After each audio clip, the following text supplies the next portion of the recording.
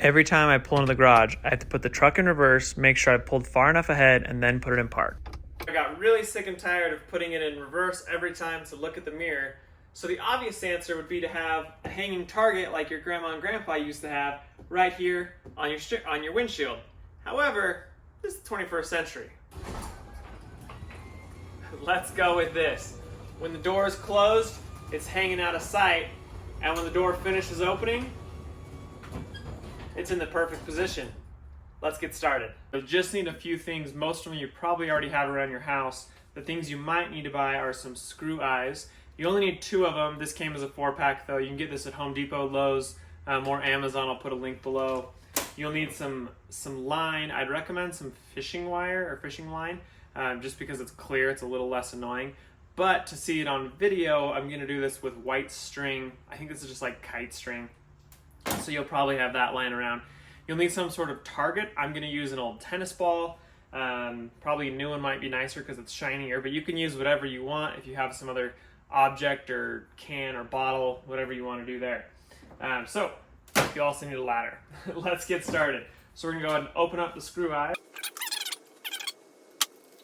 Grab our first one. Stab that into the ball here. Alright, one super cheap target. Now with the garage door closed, what we'll go ahead and do is tie this around our target. So we'll just slip this one on. This one just has a tiny gap at the top there, so we'll just slip that on. Now we're going to go up our ladder. I guess it depends on how you connect it to the garage door.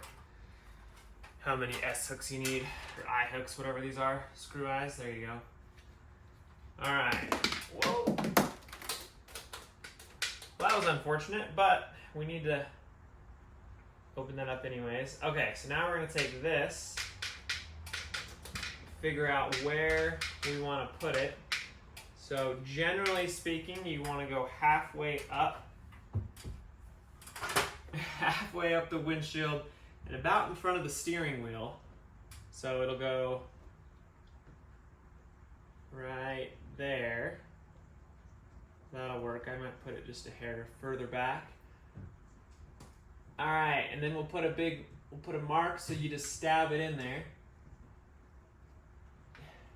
Now you could, probably the safer option, is to take your car out to back it up, and then you can put this on top while it's gone, out of the way. All right, post-editing me in a different shirt here, I realized I forgot this step. So you've got this target up here that we just put up. Now you're gonna pull it all the way to the top. You're gonna leave about 4 to 6 inches, and I'll show you why here in a second. And you're gonna attach the back of the string, the other side, to your garage door. Now I loosened this bolt, put the string around it and tightened it. And again, as you're looking back the other way, you wanna make sure that that target, for us it's a ball, is about 4 to 6 inches below the ceiling. We'll get rid of that slack when we put up the second eye hook there, which you'll see here.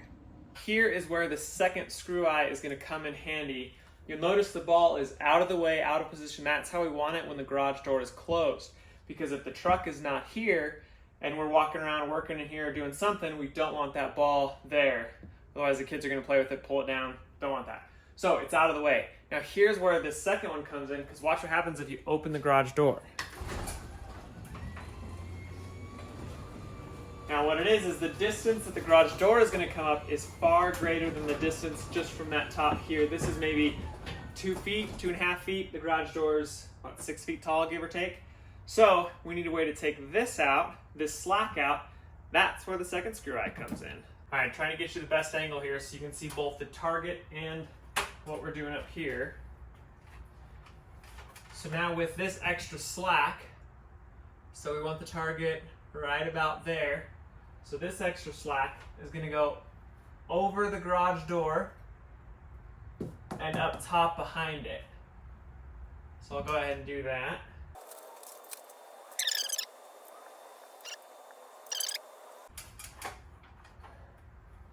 All right, how close are we?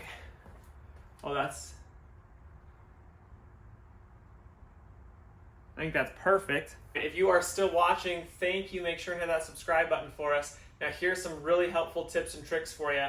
It's just gonna be one step that's gonna eliminate a lot of problems, make it a lot easier for you. So it's gonna be on step 2 or 3, however you look at this.